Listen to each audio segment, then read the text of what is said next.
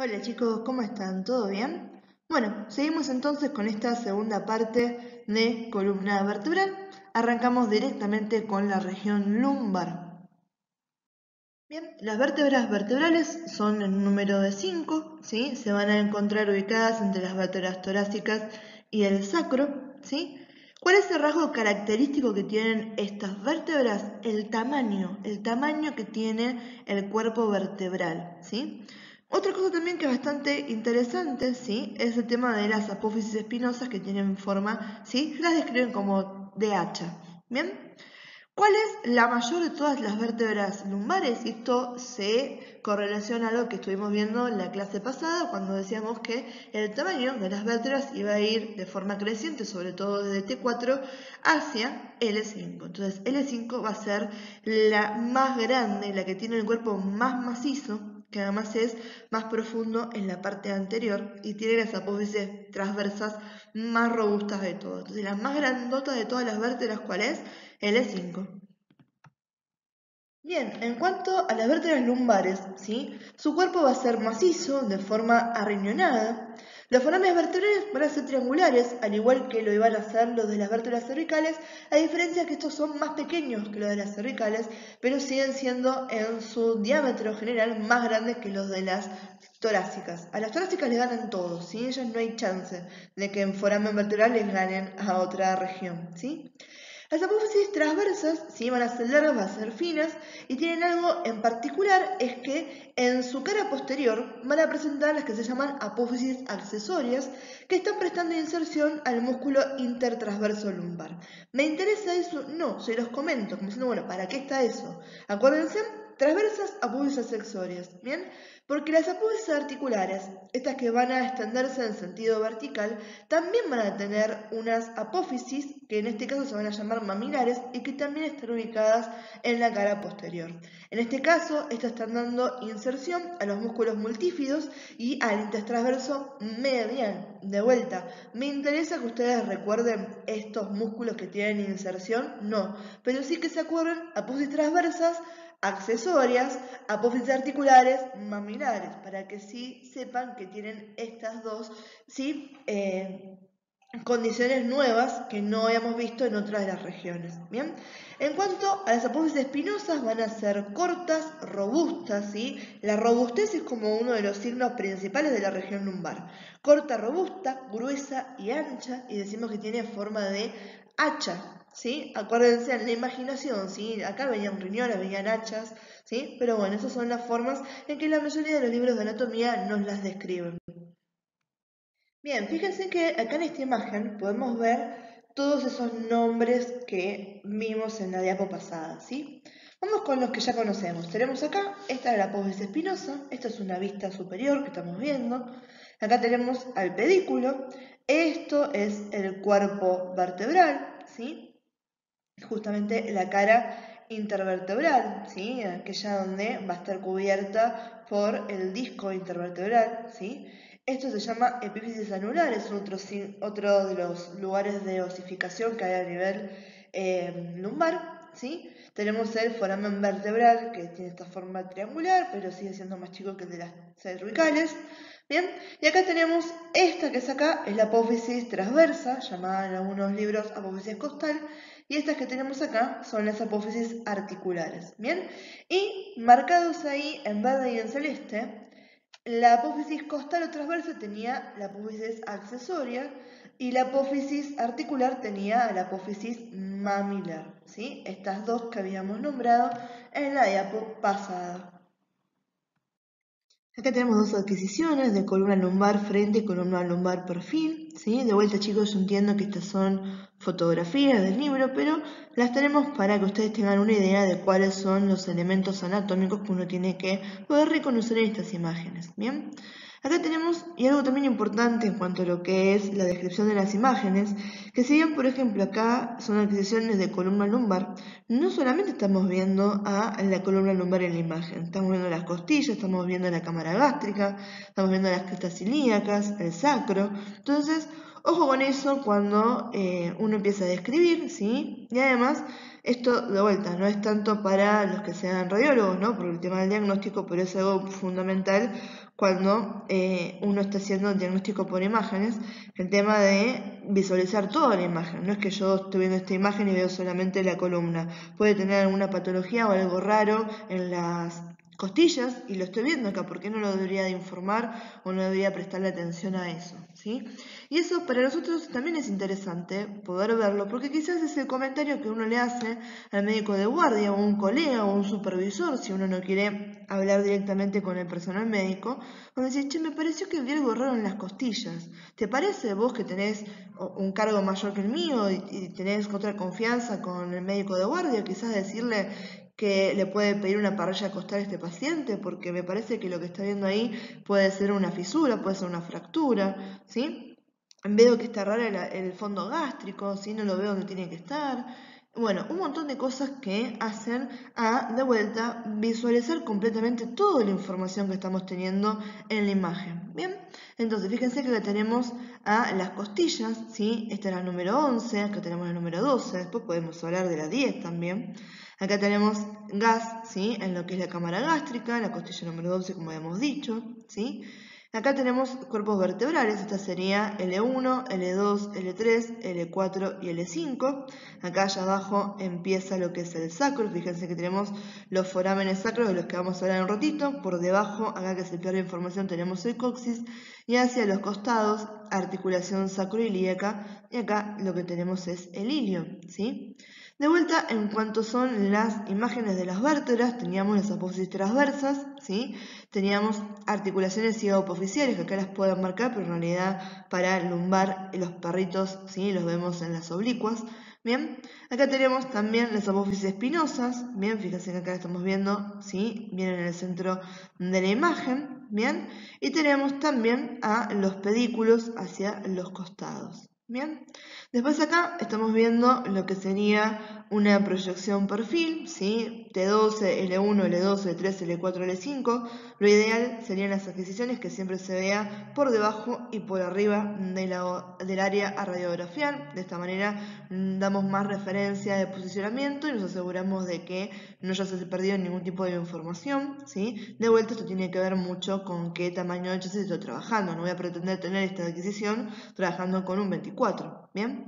Acá tenemos a los forámenes intervertebrales, ¿sí? Los famosos agujeros de conjunción de los que habíamos hablado hace un ratito, ¿sí? Acá los vemos en la parte lumbar, lo vemos en un perfil, ¿sí? Tenemos las apófisis articulares, ¿sí? La inferior y la superior, ¿sí? Las articulaciones que se llaman cigaopoficiales, esta la vamos a ver en un ratito en toda la parte de articulaciones. Los espacios, ¿vemos los discos intervertebrales en la radiografía? No, vemos los espacios, ¿sí? Yo no puedo describir que acá tengo un disco intervertebral porque no lo veo, ¿sí? Lo que estoy viendo es el espacio donde debería estar ese disco y los bordes de las vértebras nos sirven para saber si el paciente tiene alguna patología e incluso distanciamiento que hay entre vértebra y vértebra. A esta altura tenemos la cresta ilíaca, fíjense de vuelta que la estamos palpando ese reborde a la altura, ¿sí? De lo que sería el E4 y el espacio intervertebral del E4 al E5, por eso decíamos que es un lugar de posicionamiento espectacular cuando tomamos de referencia el borde inferior del chasis, ¿sí? Después acá tenemos el sacro y esta región que se llama promontorio sacro, que de vuelta la vamos a ver acá en un ratito. Hace un rato era este estudio que se puede hacer, que es la densitometría ósea. Es un estudio particular que se utiliza para detectar osteoporosis, que es una pérdida de la arquitectura ósea del hueso. Y eso lo vamos a ver generalmente en lo que es la región lumbar, frente, hoy en día ya no se hace más lumbar perfil, y lo que va a ser el cuello femoral, ¿sí? De obviamente lo que es cadera. También se puede hacer antebrazo, en algunos servicios pueden tener calcáneo. Generalmente antebrazo y calcáneo son para pacientes que son obesos, que superan los límites que tenemos de los equipos, ¿bien? O que tienen alguna disposibilidad, por ejemplo, pueden que estén en silla de ruedas con alguna distrofia muscular que no les permita estar acostados, ¿bien?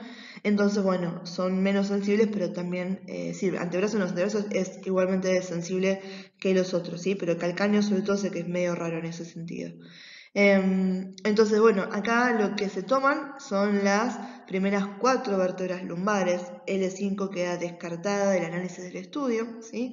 Se van a marcar en vez de líneas que están en amarillo, eso se llaman perfiles, ¿sí? Y los que están los cuadraditos que marcan las vértebras son los ROI, ¿bien? Entonces, de esa manera eso lo tiene que hacer el técnico, obviamente que las computadoras ayudan a eso, ¿bien? Y eso después nos tira directamente unos valores, que son el T-score y el Z-score, en los cuales uno puede diagnosticar, dependiendo si es un adulto o si es un pediátrico, si está en condiciones de calcificación normal, está en lo que sería una osteopenia o está en osteoporosis, ¿bien? ¿Y qué tipo de osteoporosis puede tener? Si es un grado de osteoporosis severo, donde el paciente se cae y se fractura, ¿no? Esto se hace tanto para hombres como para mujeres, pasa que las mujeres nos descalcificamos más rápido que los hombres, sobre todo por un tema de los estrógenos, entonces generalmente después de la menopausia nos mandan a hacer densitometrías óseas y los varones caen a estos estudios a los 70 años aproximadamente, ¿sí? Un tiempo después de lo que una mujer está haciendo en control, ¿bien? Tiene rayos de dos intensidades, eso lo que nos permite es ver también tejido blando y tejido óseo y poder hacer estas adquisiciones.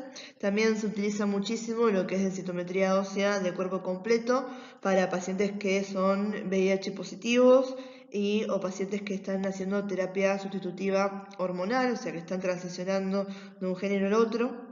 Porque eso, bueno, está bueno tener un control general de cómo se está modificando el cuerpo, ¿sí? Pero volviendo a esto, lo que nos interesa a nosotros de la columna lumbar, fíjense en cómo de vuelta volver a entender bien lo que es la anatomía, incluso el posicionamiento y demás, nos puede abrir las puertas para después hacer esto que es un estudio especializado dentro del área de radiología. Ustedes pueden hacer la especialización en densitometría y dedicarse a trabajar eso, ¿sí?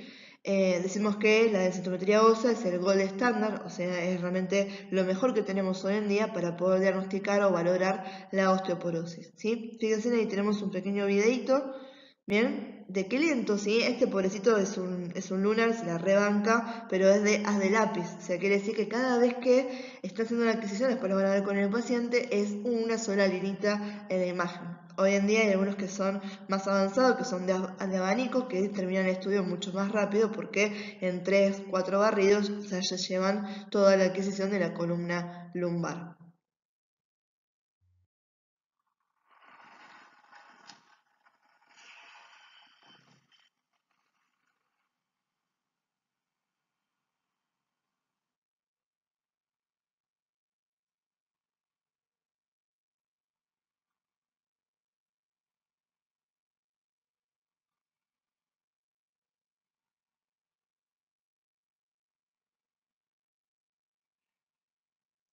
Fíjense, lo que están viendo a los costaditos son las crestas, ¿sí? La que está viendo ahí, la última, ¿sí? Estaría siendo L5 y ahí están empezando a aparecer L4. Ahí tienen al paciente, ¿sí? Tiene algo bajo los pies para vencer la lordosis lumbar y que esté bien apoyado esa región.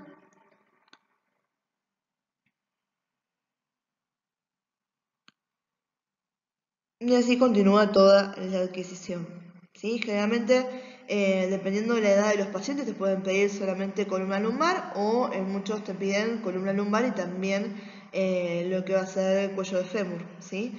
Se evalúan los dos, después se le da el mismo informe a los médicos o al personal que informa, ¿sí? Dependiendo de cómo está manejado el servicio, cuáles son las labores que va a tener el técnico en eso, ¿no? O hasta qué nivel llega cómo está involucrado el técnico en dar estos resultados.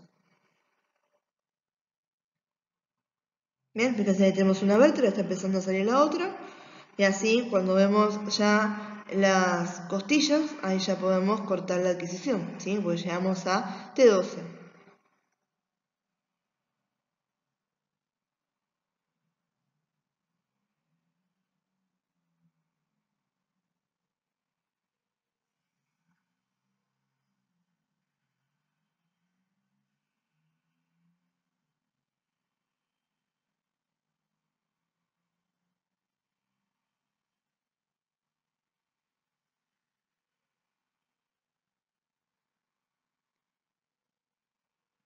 Bien, Densito es un estudio que requiere de paciencia, ¿sí? Depende de cada uno qué es lo que les guste, no van a tener grandes emociones trabajando en densitometría en cuanto a lo que son las adquisiciones, que tengan, no sé, la adrenalina de trabajar en tomografía, ¿sí? Pero la verdad si les gusta el trabajo que es bastante sistemático, que tiene que ver con buenas adquisiciones y atento al paciente, tengan en cuenta que la mayoría de los pacientes son gente grande, ¿sí?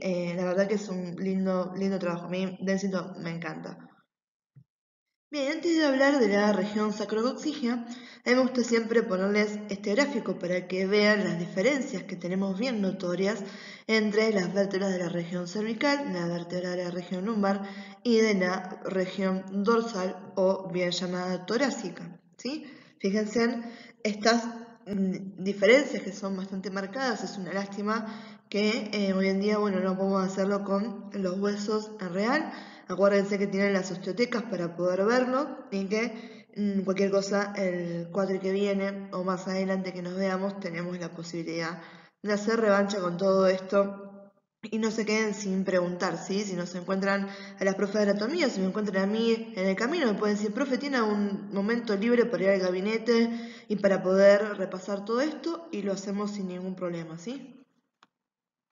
Bien, continuamos con el sacro. El sacro es un hueso grande, tiene forma de cuña y está compuesto por la fusión de 5 vértebras, ¿sí? Por eso decimos que esta parte es una región no móvil, donde, y esto, el tema de que son vértebras fusionadas, es interesante que lo tengan en cuenta, sobre todo cuando ahora vamos a empezar a hablar de los accidentes que tenemos en el sacro, porque muchos de estos accidentes corresponden a las cosas que venimos hablando con las vértebras, pero están puestos de otra manera porque obviamente al estar fusionados, ¿sí? Están un poco deformados, por decirlo de una manera mal y pronto. ¿Bien? Está ubicado entre ambos coxales, ¿sí? Por debajo del E5 y superior a lo que es el coxis, ahí lo tienen marcado en rojo en la imagen de la pantalla. Las funciones de este va a ser otorgar fortaleza y estabilidad a todo lo que es la pelvis, transmitir el peso del cuerpo a la cintura pelviana, ¿sí? Y soportar obviamente a todo lo que es este eje corporal que es la columna vertebral, ¿sí? Entonces vamos a ver algunos accidentes de este hueso. Bien, acá tenemos juntos todos los accidentes que podremos nombrar en el sacro.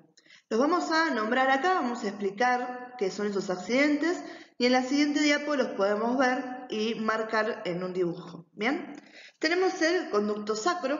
Esta es una prolongación del conducto vertebral, ¿sí? Que va a contener a la cola de caballo. La cola de caballo es la terminación de la médula espinal. Bien. Después tenemos forámenes sacros, ¿sí? Forámenes van a ser todos los agujeritos que pueden ver y que se van a ver tanto de la cara pélvica como de la cara dorsal del sacro.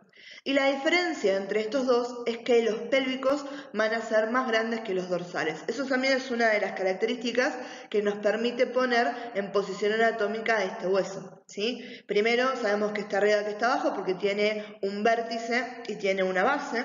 La base es superior, está en contacto con el E5, ¿sí? Está formada por la cara superior de S1. Y tiene además un saliente que se llama el promontorio sacro, ¿sí? Que es el borde anterior. Mientras que el vértice es inferior, ¿sí? Es el extremo inferior, y tiene una carilla donde articula con el coxis, ¿bien? Que es el que estaría terminando en la parte más caudal de todos los constituyentes que estuvimos hablando de la columna vertebral.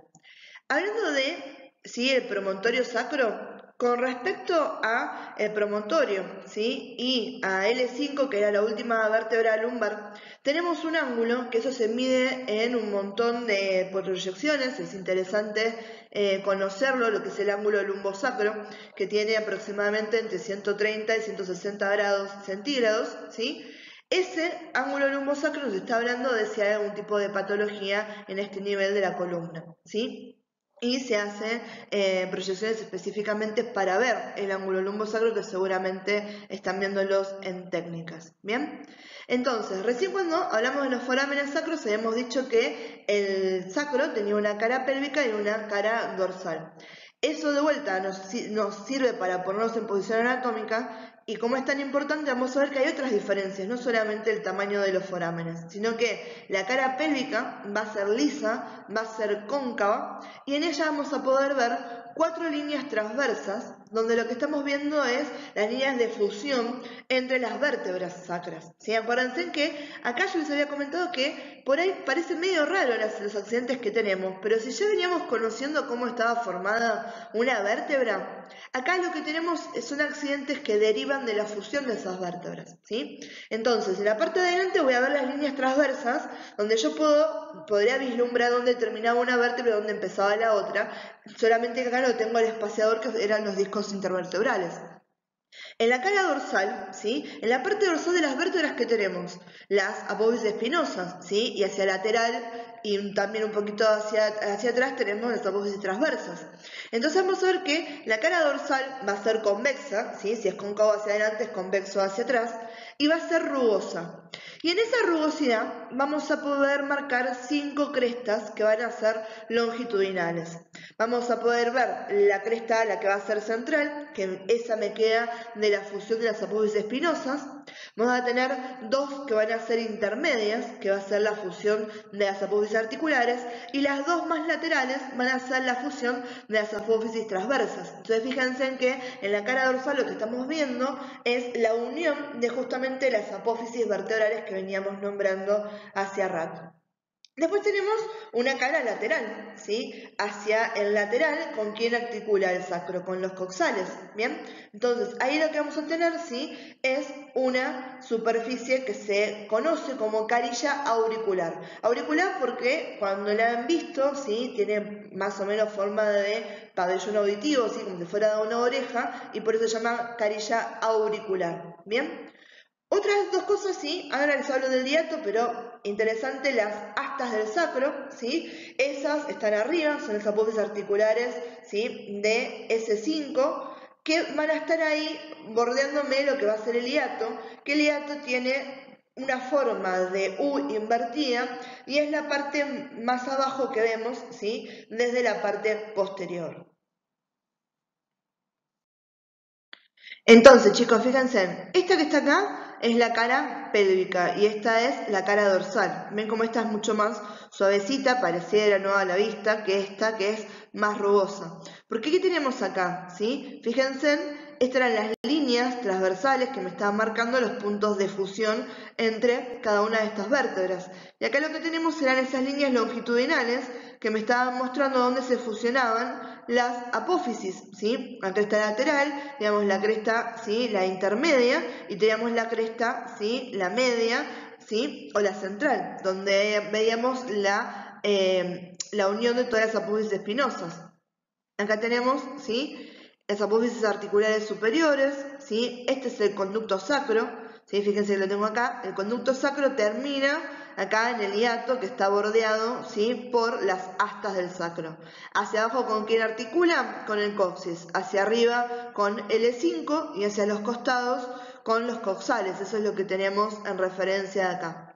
Fíjense en que los forámenes sacros pélvicos son mucho más grandes que los forámenes sacros dorsales. Esto también es uno de los determinantes para poner en posición anatómica. Y esto es súper importante, ven este reborde anterior, este es el llamado promontorio sacro. ¿Sí? Promontorio sacro, las aletas sacras, ¿sí? Acá en este costado están las apófisis auriculares, que acá no la estamos viendo porque obviamente es una vista anterior, ¿sí? Y acá tenemos, ¿sí? Por debajo el coxis, que ahora después lo vamos a nombrar. Entonces, recién lo habíamos ubicado el coxis en relación al sacro, vamos a ver qué características tiene esta última región de la columna vertebral. Bien, entonces, hablando del coxis, esta es la última parte que constituye a la columna vertebral, estamos bien a nivel caudal. El coxis decimos que va a ser un vestigio de esa cola embrionaria que teníamos en el desarrollo intrauterino. Vamos a ver que está formado por la fusión de 4 vértebras rudimentarias. En este caso hay una separación y una diferencia entre lo que es la coxal número 1 y la coxal 2, 3 y 4. Generalmente, aunque no en todos los casos, la coxal número 1 puede estar separada de las otras 3 en cuanto a esta fusión, y siempre vamos a ver que esta va a ser más grande y va a ser más ancha, ¿sí? Porque el coxis tiene forma triangular de base superior y de vértice inferior. Y vamos a ver que en el caso de la coxa número 1, obviamente es la responsable de articular con el sacro mediante las apófisis transversas, ¿sí? Mientras que las apófisis articulares van a formar lo que se llaman astas del coxis. Entonces la mayor información que tenemos para describir con respecto al coxal está en esta coxal número 1. Fíjense en la abreviación que las coxales se abrevian CO, esto para distinguirlas de las cervicales, no se pone la C solamente, ¿bien? Y cuando hablamos de la coxal número 2, 3 y 4 no hay mucho más para decir, sino que generalmente estas están completamente fusionadas, más que nada si estamos en una etapa intermedia, ¿sí?, de la vida. Diferenciación entre lo que va a ser la cara pélvica y la cara dorsal es que la cara pélvica va a ser cóncava y va a ser bastante lisa, mientras que en la cara dorsal vamos a poder ver apófisis articulares que son rudimentarias. Bien, vamos entonces con las articulaciones de las que podemos hablar cuando nos referimos a la columna. Algunas de otras articulaciones que tienen que ver con la región son las contotransversa, costovertebrales, sacroiliacas y lumbosacras, ¿sí? Esas van a quedar exentas porque son varias que vemos cuando analizamos la región torácica y el resto son articulaciones que ya exploraron en anatomía número 1. Bien, entonces vamos a ver que vamos a tener articulaciones de los cuerpos vertebrales, unas especiales que se llaman uncovertebrales, ¿bien? De los arcos vertebrales, las famosas articulaciones apofisarias, y después tenemos las craneovertebrales, que ahí tenemos a la atlantoaxodia y a la atlanto-occipital, ¿sí? Entonces, acá tenemos más o menos de las que vamos a hablar. Pasemos entonces a desarrollar cada una de estas en particular. Bien, articulaciones de los cuerpos vertebrales. De esto ya habíamos hablado cuando habíamos comentado que los cuerpos vertebrales de las vértebras, ¿sí?, suprayacente e infrayacente, iban a estar relacionados mediante estos discos intervertebrales. Bien, estos discos intervertebrales que estaban compuestos por un núcleo pulposo y un anillo fibroso, ¿sí?, de fibrocartílago, lo que hace que estas articulaciones se consideren sínfisis. Bien, van a tener la función de soportar el peso de distribución que tiene la columna y otorgarle fortaleza a la misma mediante esa capacidad de poder distribuir las tensiones. ¿Bien? Entonces, vamos a ver que estos van a estar reforzados por ligamentos. Los ligamentos que conforman, le dan rigidez a toda la parte de la columna, los vamos a ver ahora al final. Pero para que tengan idea que en esta, ¿sí?, los dos ligamentos que van a ser responsables para asegurarme esta articulación de los cuerpos vertebrales van a ser el ligamento longitudinal anterior y el ligamento longitudinal posterior, ¿sí?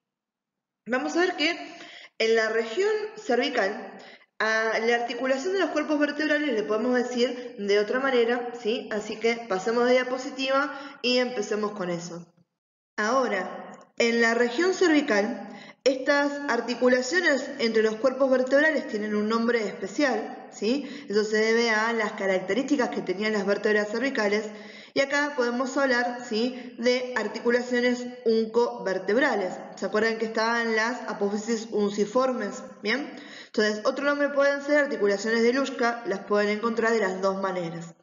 Estas articulaciones van a estar entre las apófisis semilunares desde C3 a C6, ¿sí? Acuérdense que entre C1 y C2 es diferente cómo articulan y ni hablar de C1 a nivel del cráneo, ¿sí? Entonces estamos hablando de C3 a C6 que tenemos esto. ¿Por qué C7 y T1 no? Porque T1 no tiene apófisis uncovertebrales, entonces no estaríamos hablando de ese tipo de articulaciones. Bien, entonces es entre las apófisis semilunares de estas vértebras y las superficies biseladas infralaterales de los cuerpos vertebrales que están situados por encima, ¿sí? Entonces fíjense, tenemos, esperen que pongo el puntero, ahí estamos, ¿sí? Las apófisis unciformes, ¿sí?, por un lado, y ahí tenemos a los cuerpos vertebrales por el otro. ¿Bien? Entonces, esta parte que está acá, estas articulaciones, son las llamadas unciformes, las apófisis, y uncovertebrales, las articulaciones. Entonces van a estar ¿sobre qué? Sobre los márgenes laterales, ¿sí? Y van a ser posterolaterales a los discos intervertebrales. Este tipo de articulaciones se las considera articulaciones sinoviales, ¿sí? O también son espacios degenerativos de los discos intervertebrales. Cualquiera de las dos formas es como lo pueden encontrar dentro de los libros. Bien, otras que nos queda para hablar son las llamadas articulaciones ciega-apofisarias. Bien, estas articulaciones, ¿sí?, van a ser de diferente tipo y género dependiendo de la región. En realidad son todas sinoviales. Lo que me cambia es que a nivel cervical y a nivel torácico son planas, mientras que a nivel lumbar van a ser del tipo trocoide. Bien, que eso no lo tienen puesto ahí en el Power porque es algo que siempre les comento en clase cuando les doy las cosas. Bien, entonces, ¿de qué depende que haya cambiado la clasificación? Porque estas articulaciones se dan entre las carillas articulares, de las apófisis articulares. Bien, y a nivel lumbar vamos a ver que son segmentos cilíndricos. La carilla inferior de la vértebra superior va a ser convexa, mientras que la carilla superior de la vértebra inferior es cóncava, ¿sí? Entonces lo que me hacen es otro tipo de articulación, en este caso son trocoides. Estas están reforzadas por cápsula articular, que va a ser delgada y laxa, y lo que van a hacer es permitir movimientos de deslizamiento, ¿sí? Entonces, ¿de qué depende el grado de movimiento que voy a tener o qué movimientos puedo hacer? Obviamente de la disposición de esas apófisis articulares según la región, ¿bien? No es lo mismo a nivel cervical que a nivel torácico que a nivel lumbar. Vamos a ver que hay una relación entre el nivel cervical y el nivel lumbar, que en ese caso estas articulaciones van a tener la función de soportar el peso, ayudando, ¿sí?, a los discos intervertebrales. ¿Bien? Después, cuando hablamos de los arcos vertebrales y el resto de las partes de la vértebra, se corresponden que son sin desmosis, o sea, la articulación que van a tener las láminas entre sí, las apófisis espinosas y las apófisis transversas. Y van a estar reforzadas por los ligamentos. Por ejemplo, las láminas van a estar unidas por el ligamento amarillo, las apófisis espinosas por los ligamentos interespinosos y supraespinosos, y las apófisis transversas por los ligamentos intertransversos, que los vamos a nombrar ahora en un ratito. Bien, la articulación atlanto-occipital es una de las últimas que vamos a nombrar. Si nos queda esta y una más, y ya terminamos con todo lo que es articulaciones. Esta articulación se va a dar entre los cóndilos del occipital, este hueso posterior de la región del cráneo, ¿sí? Esos cóndilos van a articular con la superficie articular superior que tenemos en las masas laterales de esta primera vértebra cervical, a la que llamamos atlas. De este modo, esta articulación es sinovial condilia, ¿sí? Va a tener como medios de refuerzo una cápsula sinovial que va a ser delgada, va a ser laxa y que va a estar reforzada por las membranas atlanto-occipitales anteriores y posteriores. ¿Qué movimientos me permite hacer esta articulación? Flexión, ¿sí? Permite también lo que es inclinar la cabeza, y hay una pequeña inclinación lateral junto con lo que es rotación, ¿sí? Entonces, atlanto-occipital entre las superficies articulares superiores de las masas laterales del atlas y los cóndilos del occipital, sinovial condilia, y los movimientos principales van a ser flexión, rotación y permite también inclinar la cabeza. Ahora sí, la última que tenemos acá es la atlantoaxoidea. Esta se está dando entre la primera y la segunda vértebra cervical. Y vamos a ver que está conformada en realidad por tres articulaciones. Dos de ellas, que son las laterales, van a ser sinoviales planas, bien, artródeas. Y después tenemos aquella articulación que tiene que ver con dientes o apófisis odontoideas del axis, y eso va a ser sinovial trocoide. Entonces, las laterales van a ser entre qué superficies, entre las carillas inferiores de las masas laterales del atlas y las carillas superiores del axis, ¿bien? Mientras que la que va a ser medial, esa que tenemos entre la apófisis odontoidea del axis y la parte posterior del arco posterior del atlas, es esta sinovial trocoide, ¿bien? Entonces, atlantoxoidea, tres articulaciones, dos laterales que son sinoviales planas, ¿bien? Y una medial que va a ser sinovial del tipo trocoide. ¿Qué es lo que me permiten hacer estas articulaciones? Girar la cabeza de lado a lado. Ese movimiento que tengo, ¿sí?, de el atlas sobre el axis me permite este movimiento de la cabeza. Y esta articulación va a estar reforzada fuertemente por ligamentos, ¿bien? Tenemos ligamento transverso del atlas y los fascículos longitudinales que juntos me van a formar el ligamento cruzado, o en algunos veces también lo pueden ver como ligamento cruciforme. Después tenemos a los ligamentos alares y a la membrana tectoria también. ¿Sí? Obviamente también hay una cápsula articular, acuérdense que siempre que tenemos sinoviales tenemos cápsula, eso conforme a lo que nos dicen las articulaciones. ¿Bien? Entonces, ¿qué me interesa de acá? Que recuerden eso, ¿sí? 3 articulaciones, 2 laterales que son sinoviales planas, una medial que va a ser el sinovial trocoide, permiten el movimiento de la cabeza de lado a lado, y tenemos estos 4 ligamentos para recordar: ligamento transverso del atlas, los fascículos longitudinales, los ligamentos alares y la membrana tectoria. Bien, vamos con los ligamentos, chicos.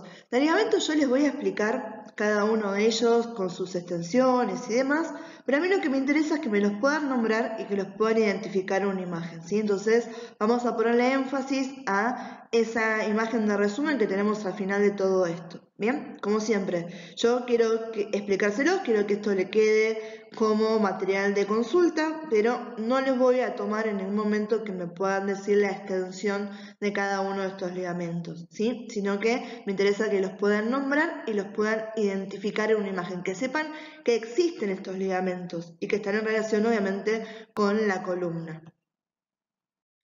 Vamos entonces con el ligamento longitudinal anterior, también llamado vertebral común anterior.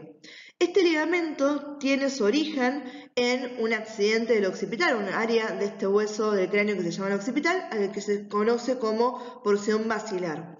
Y desde ahí va a discurrir por todo lo que va a ser la cara anterior, tanto de los cuerpos vertebrales como de los discos intervertebrales, hasta finalizar en la cara anterior del sacro.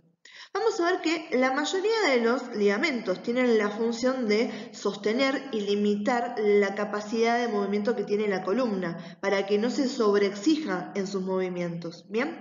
Entonces, en el caso del ligamento longitudinal anterior, este limita los movimientos de flexión de extensión de la columna. ¿Sí? Va a permitir que, está bien, que se extienda la columna, pero me está reforzando todo este sistema para que no haya ningún daño en la misma. ¿Sí? Acuérdense que dentro de todo la columna es bastante móvil y es una parte muy importante para nosotros, es el eje corporal. Entonces, desde lo que es el punto de vista del cuerpo humano, tienen que buscar reforzar todo esto para que no haya ningún tipo de daño ni que pase nada malo. Bien, entonces tenemos estos ligamentos haciéndome eso, reforzando todas estas estructuras que ya estuvimos viendo y todas estas articulaciones que ya estuvimos nombrando.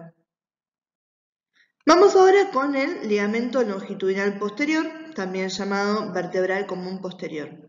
Ojo con este, chicos, acuérdense que teníamos el canal medular, ¿sí? Y que los cuerpos vertebrales tienen una porción anterior y posterior. Esa porción posterior de los cuerpos vertebrales me estaba mirando hacia ¿qué? Hacia el canal medular. Porque si no, como este se llama posterior, muchos tienen el instinto de pensar que este está por detrás de los arcos vertebrales y las apófisis espinosas. Sin embargo, este no, este está pegado a la parte posterior de los cuerpos vertebrales y de los discos intervertebrales dentro de este conducto vertebral, ¿sí? El origen va a ser exactamente igual que el anterior que vimos. Va a tener su origen en la región basilar del occipital, ¿sí? Fíjense en que lo estamos viendo y lo que estamos viendo acá es una versión posterior, ¿sí? Arrancamos de ahí las apófisis espinosas, bien, y estamos viendo la parte interna de este canal o este conducto medular. ¿Y dónde finaliza? Finaliza en la cara anterior del sacro y del coxis, ¿bien? Porque termina bien ahí adelante, ¿sí? Se continúa superiormente como el ligamento occipitolo-axodio, o la que conocida membrana tectoria. Esta la habíamos nombrado como uno de los refuerzos de la articulación atlanto-axoidea, ¿sí? Y la función de este va a ser evitar la hiperflexión de la médula espinal. Bien, otro ligamento que tenemos es el supraespinoso.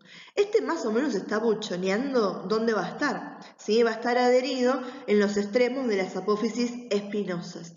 Y ojo acá con el tema de dónde a dónde va. Este empieza en C7 y finaliza a nivel del sacro.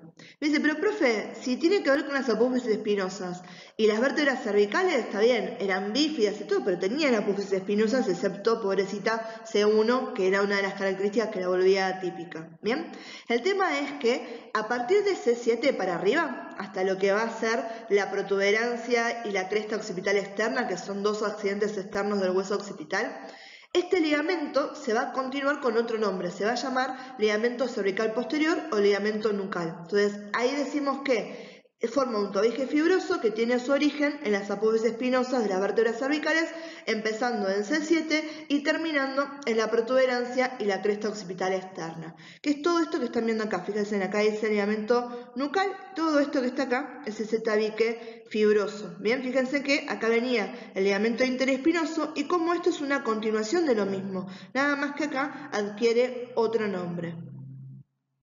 Las láminas de las vértebras iban a estar unidas por el famoso ligamento amarillo, ¿sí? Ligamento amarillo también conocido como ligamento flavo, ¿sí? Lo pueden ver de las dos maneras, ¿bien? Entonces, este va a discurrir por la cara anterior de la lámina hasta la cara posterior de la lámina inferior, o sea, de la suprayacente a la infrayacente, ¿sí? Esa es la manera que lo vemos. Vamos a ver que cuando estamos haciendo flexión, va a estirarse completamente, no forma ningún pliegue, y cuando estamos en extensión, lo que hace es proteger a la dura madre, que esta la vamos a nombrar después un poquito cuando hablemos de la parte del cráneo, ¿sí? La dura madre es la capa más externa de las meningias, que las meningias son todas unas cubiertas que tiene el sistema nervioso, ¿sí? Que lo vamos a ver a nivel de lo que es el encéfalo y obviamente está recubriendo también a todo lo que es la médula espinal. Entonces, lo que está haciendo es protegerme a esa dura madre, ¿bien? Esto ya se los había nombrado hace un ratito, ¿sí? Son relativamente débiles en cuanto a la función, pero también forman parte de este refuerzo que tiene toda la columna vertebral. Uniéndome otra vez a las apófisis espinosas, ¿se acuerdan que yo les había nombrado? Teníamos a los supraespinosos y también tenemos al ligamento que se llama interespinoso, ¿sí? Estos van a conectar a las apófisis espinosas adyacentes, una con otra, ¿bien? Y después tenemos a los ligamentos intertransversos. Si son intertransversos, ¿qué me están articulando? ¿Qué me están uniendo en realidad? Las apófisis transversas adyacentes una con otra. ¿Sí? Entonces fíjense en este que tenemos acá, pensé que tenía puesto el puntero y no, acá estamos. Entonces, este que está acá es el ligamento intertransverso. Fíjense en apófisis transversa con apófisis transversa, ¿sí? Y este que está acá es el ligamento interespinoso. Fíjense en cómo las apófisis espinosas tienen tanto a este ligamento como ese refuerzo del ligamento supraespinoso que lo habíamos hablado hace un ratito. Bien, chicos, y esto es lo que realmente me interesa a mí. Este gráfico me interesa que ustedes los puedan reconocer y los puedan nombrar a la mayoría de los que están acá puestos en la imagen, ¿sí? Fíjense, tenemos este que está acá, que es el ligamento longitudinal anterior, este que discurría por las caras anteriores de los cuerpos vertebrales y los discos intervertebrales, desde lo que era la porción basilar del occipital hasta lo que era el sacro. Por detrás de estos cuerpos vertebrales y de estos discos intervertebrales teníamos al ligamento longitudinal posterior, ¿sí? Que discurría ahí en el interior de lo que era el canal vertebral. Uniéndome acá a las apófisis transversas, ¿a quién teníamos? A este ligamento débil, que era el ligamento intertransverso. Uniéndome a las láminas, ¿a quién tengo acá? Al ligamento flavo o ligamento amarillo. Eso es exactamente lo mismo. Y uniéndome a las apófisis espinosas, ¿a quién tenemos acá? Al ligamento interespinoso, este que iba a ser mucho más débil, y después teníamos al ligamento supraespinoso, que a partir de C7 y hasta lo que iba a ser la protuberancia occipital externa en el occipital, iba a tomar el nombre del ligamento nucal, ¿sí? De acá después tenemos uno extra que es el ligamento capsular facetario. Este no me interesa que lo recuerden, pero sí el resto de los ligamentos que hemos nombrado y que me los puedan identificar en una imagen como la que tienen exactamente acá en pantalla. Bien, chicos, lo último que nos queda de hablar de columna es vascularización y con estas últimas dos diapos ya damos por terminado todo este tema. Bien, chicos, vamos a hablar de la parte de lo que es irrigación, entonces lo que es el aporte arterial para las vértebras. Van a ver que de lo que es el power original les cambié la forma en que estaba esto, ¿sí? Para que no haya confusiones, porque obviamente cuando yo lo puedo dar con el power de fondo en clase, les doy en vivo y en directo las aclaraciones y de esta manera por ahí tienen directo la información y hasta que lleguemos al Zoom de repaso y eso no quiero que entre confusiones y que puedan aprovechar el narrado de esta manera, ¿sí? Entonces, vamos a hablar de que la irrigación a lo largo de toda la columna va a depender de ramas periósticas, ramas ecuatoriales y ramas espinales, ¿sí? Esas ramas periósticas, ecuatoriales y espinales, ¿sí? Se dice que empiezan de los que van a ser a nivel del cuello, de las arterias vertebrales y cervicales, ¿sí? Las cervicales ascendentes, y después de las que van a ser las arterias segmentarias, que son aquellas que están en relación con las diferentes regiones. Por ejemplo, las arterias intercostales posteriores a nivel del tórax, las arterias subcostales y lumbares a nivel del abdomen y las arterias iliolumbares, sacra, medial y lateral cuando estamos hablando de la región pélvica, ¿sí? Pero en todos lados tenemos ramas periósticas, ecuatoriales y espinales de estas arterias entonces aledañas a la región de la que estemos hablando. Lo importante de esto es que las ramas periósticas y ecuatoriales, vamos a ver que estas van a crecer a medida que las arterias de las que provienen están cruzando las superficies anterolaterales de las vértebras, ¿sí? Y después, las ramas espinales, estas van a entrar en el foramen intervertebral y se van a dividir, ¿sí?, en dos, en ramas del conducto vertebral anterior y ramas del conducto vertebral posterior.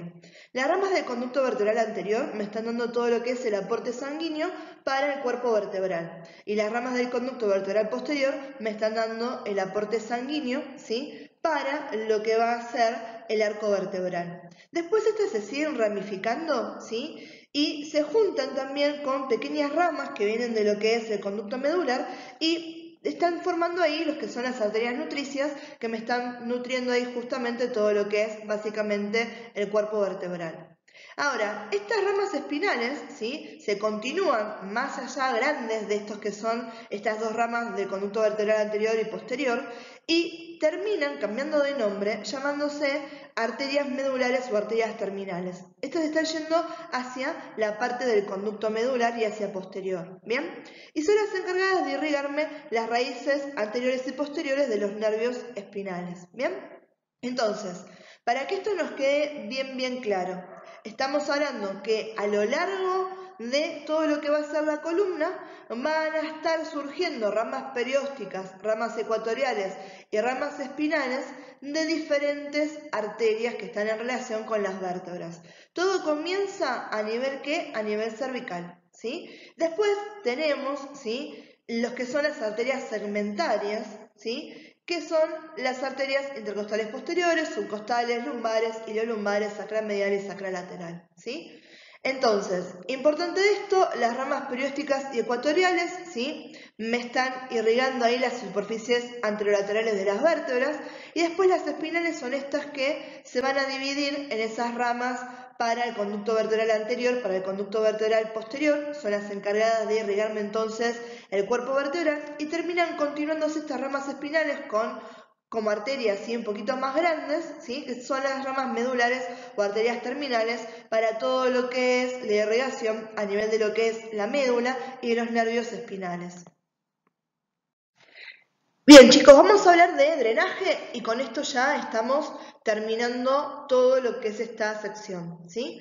Entonces, yo ahora se los voy a comentar de una manera diferente a como lo tienen acá en el orden, ¿sí?, para que ustedes puedan ir siguiendo cómo es el orden de hacia dónde van desembocando cada uno de estos aportes venosos que están drenando a las vértebras, ¿sí? Entonces, vamos a hablar de venas espinales, vamos a hablar de venas basivertebrales y de venas intervertebrales, ¿sí? Tenemos a las venas basivertebrales. Estas venas basivertebrales se están formando dentro de los cuerpos vertebrales, ¿sí?, y van a emerger por el foramen en la superficie de los cuerpos vertebrales y van a drenar en los plexos venosos vertebrales. Esos plexos venosos vertebrales están formados por las venas espinales, ¿sí? Estas venas espinales están formando estos plexos a lo largo de toda la columna vertebral, tanto dentro como fuera del conducto vertebral. Esos plexos vertebrales se van a llamar plexos vertebrales internos y plexos vertebrales externos y están compuestos por una una región anterior y una región posterior, ¿sí? Entonces, plexo vertebral interno anterior, plexo vertebral interno posterior, plexo vertebral externo anterior, plexo vertebral externo posterior, ¿sí? Es en estos en donde va a drenar las venas, donde van a drenar las venas basivertebrales, especialmente en los plexos vertebrales internos y externos anteriores, porque acuérdense que estas venas me estaban surgiendo de los cuerpos vertebrales y los cuerpos vertebrales son anteriores, entonces es hacia ahí a donde va a volcarse directamente este aporte venoso, ¿sí? Ahora, todo esto va a terminar ¿dónde? En las venas intervertebrales. Estas venas intervertebrales no solamente están recibiendo el aporte venoso de todos estos plexos vertebrales, sino que también reciben aporte venoso de aquellas venas encargadas de drenar la médula espinal, ¿sí? Entonces, estas venas intervertebrales van a estar acompañando a los nervios espinales a través del foramen intervertebral y van a terminar desembocando o discurriendo como diferentes venas dependiendo de la región, ¿sí? A nivel del cuello tenemos a las venas vertebrales y a nivel de las otras regiones, esas venas segmentarias que están drenando en las venas intercostales, en la vena lumbar y en la vena sacra, ¿sí? Y ahí entonces termina absolutamente todo lo que es este drenaje de la parte de las vértebras. Bien chicos, acá lo que hice, les voy a poner los mismos dibujos que teníamos recién en las otras diapositivas, pero en grande, para poder hacer un repaso de todo lo que es vascularización, ¿sí? Y nombrando estas arterias para que se lleven bien las referencias de lo que estamos hablando y por ahí de esta manera se entienda mucho mejor, ¿sí? Entonces, decíamos que el aporte vascular arterial a lo largo de toda la columna iba a estar dividido entre tres arterias: arterias periósticas, arterias ecuatoriales y arterias espinales. Estas iban a venir de arterias que van a corresponderse con la región de la columna en la que estemos, ¿sí?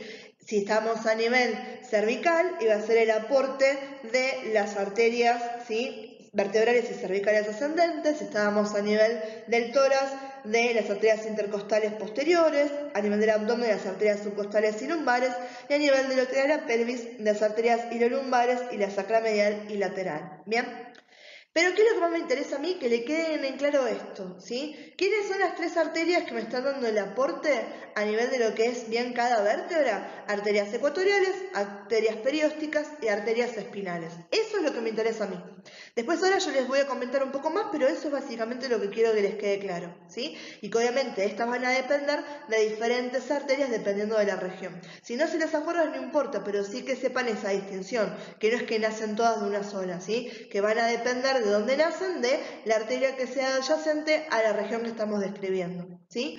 Después, esto, ¿sí?, queda por fuera de lo que me interesa que ustedes sepan, pero para que les quede bien en claro, esas arterias espinales, ¿sí?, se dividían y nos daban ramas para lo que iba a ser el conducto vertebral anterior y el conducto vertebral posterior, ¿sí? Que después nos estaban dando, ¿sí?, más ramificaciones y terminaban formando las arterias nutricias, que generalmente me estaban, ¿sí?, dando el aporte sanguíneo más que nada de lo que era el cuerpo. Después estas ramas espinales, ¿sí?, terminaban en segmentos un poco más grandes, que eran las arterias segmentarias medulares o arterias terminales, ¿bien? Que estas iban a encargarse también un poco de ahí de darme todo lo que iba a ser la irrigación a los segmentos espinales, los nervios espinales, ¿sí?, que venían ahí surgiendo de lo que era la médula. Después teníamos todo lo que era la parte venosa, ¿sí? Hablábamos de plexos, hablábamos de las venas basivertebrales y hablábamos de las venas intervertebrales, que ahí terminaba absolutamente todo, ¿sí? Entonces, ¿qué es lo que me interesa que a ustedes les quede claro acá? Que tenemos venas basivertebrales y tenemos plexos vertebrales. Las venas basivertebrales me están drenando los cuerpos vertebrales, desembocan en los plexos vertebrales y los plexos vertebrales desembocan a su vez en venas intervertebrales. Esas venas intervertebrales están drenando en las venas vertebrales del cuello y en las venas segmentarias del tronco de la región lumbar y de la región sacrocoxígea. Eso es lo que me interesa que a ustedes les quede claro, ¿sí? Ahora después, para que ustedes vean bien que era lo que estábamos nombrando, acá tenemos, ¿sí?, esos plexos. Fíjense, plexo vertebral, ¿sí?, interno y externos teníamos, ¿sí? Entonces tenemos plexo vertebral interno, anterior, que es este, y posterior, que es este. Acá tenemos el plexo venoso externo anterior y este es el plexo venoso externo posterior, este que está acá, ¿sí? Esos me formaban también esos senos longitudinales con el aporte de las venas basivertebrales, que son estas que están acá, ¿sí? Fíjense que son todas estas que me están drenando que el cuerpo vertebral está drenando ¿dónde? En los plexos, ¿sí? Vertebrales externo e interno anteriores. Y eso después van a desembocar en las venas intervertebrales. Entonces fíjense acá, tenemos vena basivertebral, esta que me está drenando el cuerpo, ¿sí? Tenemos por acá el plexo venoso vertebral externo anterior, ¿sí? El plexo venoso externo posterior y por acá tenemos, ¿sí? Todo lo que es el plexo venoso interno. Todas estas drenan entonces en los plexos venosos anteriores, tanto externo como interno, y esos después me van a desembocar en las venas intervertebrales. Las venas intervertebrales entonces se van a desembocar respectivamente a nivel del cuello en las venas vertebrales y a nivel de las otras regiones en las que van a ser las venas segmentarias. Bien chicos, entonces con esto damos por terminado todo lo que es columna. Por favor no se queden con dudas, cualquier cosa que no se entienda, que se necesite reforzar, saben que tienen todos los medios disponibles de comunicación, hagan uso de ellos por favor para poder llegar de la mejor manera posible al segundo parcial. Acuérdense que columna, junto con lo que es cuello y lo que es cráneo, van a ser todos los temas que entran en esta última etapa del cuatrimestre, ¿sí? Así que bueno chicos, nos estamos viendo entonces en estas próximas reuniones de Zoom para poder cerrar todo esto, ¿sí? Les dejo un beso enorme y nos vemos en el siguiente video.